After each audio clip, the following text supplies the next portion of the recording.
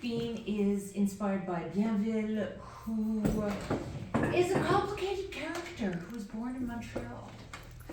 And there's a statue of him looking truly unrealistic in the center of the French Quarter in New Orleans.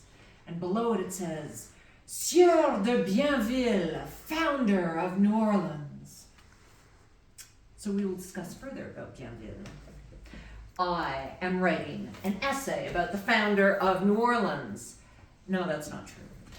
I am writing an essay about a Frenchman. I am writing an essay about a Frenchman. No, that's not true either. He wasn't. I'm writing an essay about a slick con man, always with the pretty phrase, always with scheme, jealous of his elder brother, charming and untrustworthy and convinced he can pull off just one more big job. If that's a lot closer, actually. Interpretation is power. There were communication issues from the beginning. If the Frenchman, Cartier, had been slightly more successful in understanding where in hell he was or what people were telling him, he might have agreed to leave 2 of his own men in exchange for bringing 2 of the chief's sons back to France. They'd have spoken with each other. They'd have learned about each other. They'd have traded in knowledge and wisdom, and that did not happen. But Cartier saw land as emptiness. He saw land as a thing inconveniently in the way of where he was going. And I'm not going to write any more about him. I am not writing an essay about a Frenchman because Bienville was not a Frenchman. He was a French Canadian. He was a self-identified Canadien, a word, an identity, a word that is sort of like the Iroquois word Kanata, which means possibly settlement. That's one idea of the word. Because interpretation is power or passive resistance, because I understand what you're saying, but I'm not going to tell you, and I'm just going to wink at my granddaughter laughing in the back of the room while you just keep exaggerating your gestures because you're trying to make me understand. I am writing an essay about a slick con man. Let me introduce you so you'll recognize his pretty patter when he comes at you late at night and tries to sell you a piece of the Eiffel Tower. There's a bit on St. Charles Avenue. Do you want it? It's really, I could get you a good deal, really? No? Pity. Fine. Let's call him Bean. I'm writing an essay about this Quebecois grifter, short, not handsome, the son of a translator, an interpreter, a child sailor, an orphan, the 10th son. His hair is greasy, his eyes bright with ambition, his mouth rich with lies. Snow, ordinary. Rain, ordinary. Facts, words, numbers, ordinary. Writ large. We're all in the process of becoming numbers in a ledger, traded, forgotten. During a gap in the rain, I looked at Jupiter. I looked for a moon of Jupiter. I looked for the rings of Saturn. I said loudly, I will call the nightmare the fall of Rome, because no one is listening. I made a note.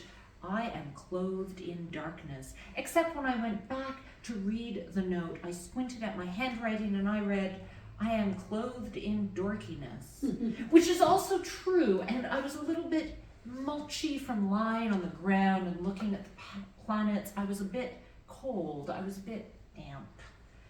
Being lived to be 87 years old, or maybe 88, because he lied about his own birthday, he lied about his own death.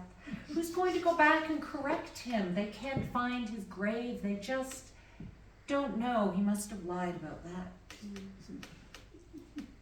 The book I read about him ended mid-year. It ended in the middle of the mudflats, as if they didn't know what happened next. His eyes were all those colors, mud, murky, lost.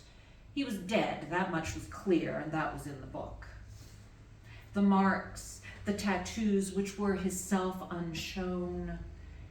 I want a scraped, clean mood for being, tackling, embracing, tearing off that wig and that sculpture, that damn sculpture down on Decatur, which very consciously shows him dressed in French court clothes, not showing his skin below the neck, which was all tattoos, all many definite lines, nothing straight, nothing but swerves. The snake twining, slithering, leaving a mark in the mud. He was all tattooed, they say, with a huge snake which ended the head where you would expect. I walked along a street on a Sunday, and a neighbor in a purple-colored t-shirt and black dress pants came out of his house and beeped his car. I said, "Good morning. How you doing?" As one does. And he said, "Good morning, sweetheart. I'm off to fight the devil." He wasn't laughing.